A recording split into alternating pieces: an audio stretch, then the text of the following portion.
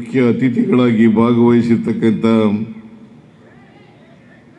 ಬಾಗಲಕೋಟೆ ಜಿಲ್ಲೆಯ ಉಸ್ತುವಾರಿ ಸಚಿವರು, ಅಬಕಾರಿ ಸಚಿವರು ಆದಂಥ ಶ್ರೀ ಆರ್.ಬಿ. ತಿಮ್ಮಾಪುರ್ ಅವರ, ಕನ್ನಡ ಮತ್ತು ಸಂಸ್ಕೃತಿ ಇಲಾಖೆ ಹಾಗೂ ಹಿಂದುಳಿದ ವರ್ಗಗಳ ಇಲಾಖೆಯ ಸಚಿವರಾದಂಥ ಶ್ರೀ ಶಿವರಾಜ್ ತಂಗಡಗಿ ಅವರೇ, ನಗರಾಭಿವೃದ್ಧಿ ಸಚಿವರಾದಂಥ ಶ್ರೀ ಬೈರ್ತಿ ಸುರೇಶ್ ಅವರೇ. ಈ ವಿಶೇಷ ಕಾರ್ಯಕ್ರಮದ ಪ್ರಾಯೋಜಕರು ನಿದರ್ಶನ್ ಸಾರೀಸ್ ಜಯನಗರ ಮತ್ತು ರಾಮಮೂರ್ತಿ ನಗರ. ಇಲ್ಲಿವೆ ಬಜೆಟ್ ಫ್ರೆಂಡ್ಲಿ ಸಾರಿ ಕಲೆಕ್ಷನ್ಸ್, ರೇಷ್ಮೆ ಸೇರಿದಂತೆ ಎಲ್ಲಾ ಬಗೆಯ ಸೀರೆಗಳು, ಲೇಟೆಸ್ಟ್ ಟ್ರೆಂಡ್ನ ಸೀರೆಗಳು ನಿದರ್ಶನ್ ಸಾರೀಸ್ ಮಳಿಗೆಯಲ್ಲಿ ಲಭ್ಯ. ಆನ್ಲೈನ್ ಬುಕಿಂಗ್ಗೆ ಸಂಪರ್ಕಿಸಿ nidarshansarees.com. ಕಸ್ಟಮರ್ ಕೇರ್ ಸಂಖ್ಯೆ 9606867467. ಲೋಕಸಭೆಯ ಸದಸ್ಯರಾದಂಥ ಆತ್ಮೀಯ ಗೆಳೆಯರು ಆದಂಥ ಪಿ.ಸಿ. ಗದ್ದಿಗೌಡ ಅವರ,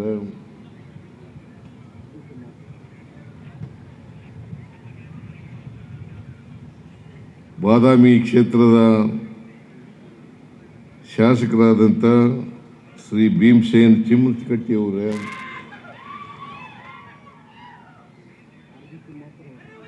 ಹೇಳಿದೆ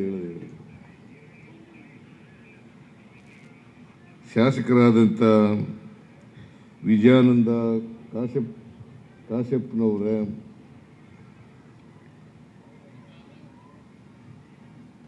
ಇನ್ನೊಬ್ಬರು ಶಾಸಕರಾದಂಥ ಜೆ.ಟಿ. ಪಾಟೀಲ್ರೇ,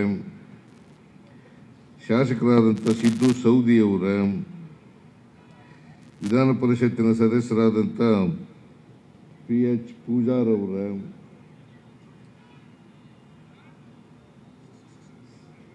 ವಿಧಾನ ಪರಿಷತ್ತಿನ ಸದಸ್ಯೆಯಾದಂಥ ಶ್ರೀಮತಿ ಉಮಾಶ್ರೀ ಅವರೇ,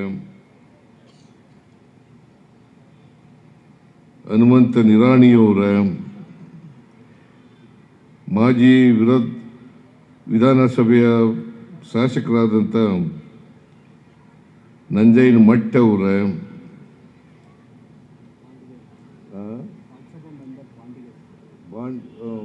ರಾಜ್ಯಸಭಾ ಸದಸ್ಯರಾದಂಥ ಬಾಂಡಿಗೆ ಅವರೇ, ಅಲ್ಲಿ ಕೂತಿದ್ದಾರ, ಸಾರಿ, ಬಾಂಡಿಗೆ ಅವರೇ, ಎಲ್ಲ ಅಧಿಕಾರಿ ಸ್ನೇಹಿತರೇ,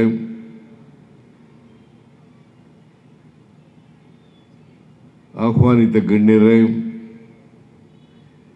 ಇಲ್ಲಿ ಇಷ್ಟೊಂದು ದೊಡ್ಡ ಸಂಖ್ಯೆಯಲ್ಲಿ ಸೇರಿರ್ತಕ್ಕಂಥ ಆತ್ಮೀಯ ಬಂಧುಗಳೇ, ತಾಯಂದಿರೇ, ಎಲ್ಲ ಯುವಕ ಮಿತ್ರರೇ, ಸುದ್ದಿ ಮಾಧ್ಯಮದ ಗೆಳೆಯರೇ, ಸಮಯ ಬಹಳಷ್ಟು ಆಗಿದೆ. ಈಗಾಗಲೇ ಅನೇಕರು ಮಾತಾಡಿದ್ದಾರೆ, ಇನ್ನೂ ಕೆಲವು ಮಾನ್ಯ ಸದಸ್ಯರುಗಳು ಮಾತನಾಡಬೇಕಾಗಿತ್ತು. ಸಮಯದ ಅಭಾವದಿಂದ ಅವರು ಯಾರು ಕೂಡ ಮಾತಾಡ್ತಾ ಇಲ್ಲ. ನಾನೇ ಕೊನೆ ಭಾಷಣಕಾರ.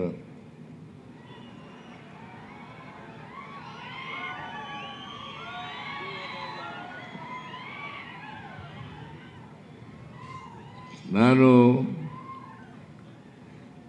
ಬಾದಾಮಿ ಕ್ಷೇತ್ರದ ಶಾಸಕನಾಗಿದ್ದೆ 5 ವರ್ಷಗಳ ಕಾಲ. 2018ರಲ್ಲಿ 2 ಕ್ಷೇತ್ರಗಳಲ್ಲಿ ನಾನು ಸ್ಪರ್ಧೆ ಮಾಡಿದ್ದೆ. 5 ಬಾರಿ ಗೆದ್ದಿದ್ದಂಥ ಚಾಮುಂಡೇಶ್ವರಿ ಕ್ಷೇತ್ರದಲ್ಲಿ ಸೋಲಿಸಿದ್ರು, ಬಾಗಲಕೋಟೆ ಜಿಲ್ಲೆಯ ಬಾದಾಮಿನಲ್ಲಿ ಗೆಲ್ಲಿಸಿದ್ರು ಅಂತಕ್ಕಂಥದ್ದನ್ನು ನಾನು ಮರೀಲಿಕ್ಕೆ ಸಾಧ್ಯ ಇಲ್ಲ. ಬಾದಾಮಿ ಕ್ಷೇತ್ರದ ಜನ ನಾನು 2 ಬಾರಿ ಅಥವಾ 3 ಬಾರಿ ಬಂದಿರಬಹುದು ಇಲ್ಲಿಗೆ. ಸಾರ್ವಜನಿಕ ಸಭೆಗಳನ್ನು ಉದ್ದೇಶಿಸಿ ಭಾಷಣ ಮಾಡಿರಬಹುದು, ಜನರ ಆಶೀರ್ವಾದವನ್ನು ಬೇಡಿರಬಹುದು. ಆದರೆ ನೀವೆಲ್ಲರೂ ಕೂಡ ದೊಡ್ಡ ಮನಸ್ಸು ಮಾಡಿ ನನ್ನನ್ನು ವಿಧಾನಸಭೆಗೆ ಕಳಿಸಿಕೊಟ್ರಲ್ಲ, ಅದರಿಂದ ನಾನು ಮತ್ತೆ ವರ್ಣಾ ಕ್ಷೇತ್ರದಲ್ಲಿ MLA ಆಗಿ ಮಂತ್ರಿ ಆಗಲಿಕ್ಕೆ ಕಾರಣ ಆಯಿತು ಅಂತಕ್ಕಂಥದ್ದನ್ನು ಮರೀಲಿಕ್ಕೆ ಸಾಧ್ಯ ಇಲ್ಲ. ಅದರಿಂದ ನಿಮ್ಮ ಈ ಉಪಕಾರವನ್ನು ನಾನು ಎಂದಿಗೂ ಕೂಡ ಮರೆಯಲ್ಲ ಅಂತಕ್ಕಂಥ ಮಾತುಗಳನ್ನು ಈ ಸಂದರ್ಭದಲ್ಲಿ ಹೇಳಲಿಕ್ಕೆ ಬಯಸ್ತಾ ಇದ್ದೇನೆ. ಒಂದು ನೋವಿನ ಸಂಗತಿ ಏನಪ್ಪಾ ಅಂತಂದ್ರೆ, ನಾನು MLA ಆಗಿರುವಾಗ, ಬಾದಾಮಿ MLA ಆಗಿರುವಾಗ ಚಾಲುಕ್ಯರ ಉತ್ಸವ ನಡೀಲಿಲ್ಲ, ಮೂರ್ತಿ ಇಮ್ಮಡಿ ಪುಲಿಕೇಶಿಯವರ ಮೂರ್ತಿ ಪ್ರತಿಷ್ಠಾಪನೆ ಆಗಲಿಲ್ಲ ಅಂತಕ್ಕಂಥದ್ದು ನೋವಿನ ಸಂಗತಿ. ಇವತ್ತು ಇಮ್ಮಡಿ ಪುಲಿಕೇಶಿ ಅವರ ಪ್ರತಿಮೆಯನ್ನು ಅನಾವರಣ ಮಾಡಲಿಕ್ಕೆ ಶಂಕುಸ್ಥಾಪನೆಯನ್ನು ಮಾಡಿದ್ದೇವೆ. ಭೀಮಸೇನ ಚಿಮ್ಮನಕಟ್ಟಿಯವರು ಅವರ ಒತ್ತಾಯದಿಂದ ಇದನ್ನು ಮಾಡಿದ್ದೇವೆ ಅಂತಕ್ಕಂಥ ಮಾತುಗಳನ್ನು ಹೇಳಲಿಕ್ಕೆ ಬಯಸ್ತಾ ಇದ್ದೇನೆ. ಈ ವರ್ಷ ಚಾಲುಕ್ಯ ಉತ್ಸವ ಆಗಲೇಬೇಕು ಅಂತೇಳಿ ಭೀಮಸೇನ ಚಿಮ್ಮನಕಟ್ಟಿಯವರು ಮತ್ತು ತಿಮ್ಮಾಪುರವರು ಮತ್ತು ಇತರ ಎಲ್ಲ ಶಾಸಕರುಗಳು ಕೂಡ, ಈ ಭಾಗದ ಶಾಸಕರುಗಳು ಒತ್ತಾಯವನ್ನು ಮಾಡಿದ್ರು. ಶಾಸಕರುಗಳು ಒತ್ತಾಯ ಮಾಡ್ತಾ ಇದ್ದಾರೆ ಅಂತೇಳಿ ಚಿಮ್ಮನಕಟ್ಟಿ ಮತ್ತು ತಿಮ್ಮಾಪುರವರು ಬಂದು ನನಗೆ ಹೇಳಿದ್ರು. ನಾನು ಹೇಳಿದೆ, ನಾನಿರುವಾಗ ಮಾಡೋಕ್ಕಾಗಲಿಲ್ಲ, ಈಗ ನಾನು ಈ ರಾಜ್ಯದ ಮುಖ್ಯಮಂತ್ರಿ ಆಗಿದ್ದೇನೆ, ಚಾಲುಕ್ಯರ ಉತ್ಸವವನ್ನು ಮಾಡೋಣ ಅಂತ ಹೇಳಿ ಬಜೆಟ್ನಲ್ಲೇ ಘೋಷಣೆಯನ್ನು ಮಾಡಿದೆ.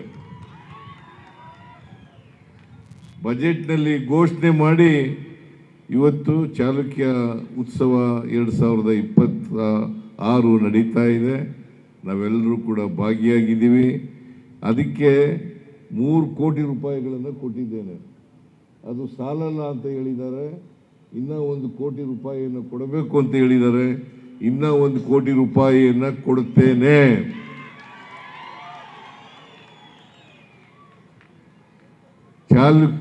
ಇಮ್ಮಡಿ ಪುಲಿಕೇಶಿಯವರ ಪ್ರತಿಮೆಯನ್ನು ಅನಾವರಣ ಮಾಡಲಿಕ್ಕೆ ನಮ್ಮ ಸರ್ಕಾರ ಸಹಾಯ ಮಾಡ್ತದೆ ಅಂತಕ್ಕಂಥ ಮಾತುಗಳನ್ನು ಹೇಳಲಿಕ್ಕೆ ಬಯಸ್ತಾ ಇದ್ದೇನೆ. ಗದ್ದಿಗೌಡರು ಒಂದು ಮಾತನ್ನು ಹೇಳಿದ್ರು, ಕೇಂದ್ರ ಸರ್ಕಾರದಿಂದ ಸಹಾಯವನ್ನು ಮಾಡಿಸ್ತೀನಿ ಅಂತಕ್ಕಂಥ ಮಾತುಗಳನ್ನು ಹೇಳಿದ್ದಾರೆ. ನಾನು ಯಾವಾಗಲೂ ಕೂಡ ನಿಮ್ಮ ರಿಕ್ವಿಷನ್ ಕೊಡಬೇಕು ಅಂತ ಹೇಳಿದಿರಲ್ಲ, ಅದನ್ನು ನಾಳೆನೇ ಕೊಡೋಣ. ನೀವು ಕೇಂದ್ರ ಸರ್ಕಾರದಿಂದ ಹಣ ಕೊಡಿಸ್ತಕ್ಕಂಥದ್ದು ನಿಮ್ಮ ಕೆಲಸ ಅಂತಕ್ಕಂಥ ಮಾತುಗಳನ್ನು ಹೇಳಲಿಕ್ಕೆ ಬಯಸ್ತಾ ಇದ್ದೇನೆ. ನಾನು ಯಾಕೆ ರಿಕ್ವಿಷನ್ ಕೊಟ್ಟಿಲ್ಲ ಅಂತಂದರೆ, ಅನೇಕ ಸಾರಿ ನಾನು ಮನವಿಯನ್ನು ಮಾಡಿದ್ದೇನೆ ಕೇಂದ್ರ ಸರ್ಕಾರದಲ್ಲಿ. ಆ ಕೇಂದ್ರ ಸರ್ಕಾರ ನಮ್ಮ ಮನವಿಗಳಿಗೆ ಒಟ್ಟಿಲ್ಲ ಅಂತಕ್ಕಂಥ ಚಿತ್ರ ನಮ್ಮ ಮುಂದೆ ಇರ್ತಕ್ಕಂಥದ್ದು. ಆದ್ದರಿಂದ MP ಇವತ್ತು ಹೇಳಿರೋದ್ರಿಂದ ನಾನು ನಾಳಿದ್ದೇನೆ ಮನವಿಯನ್ನು ಕೊಡ್ತೇನೆ.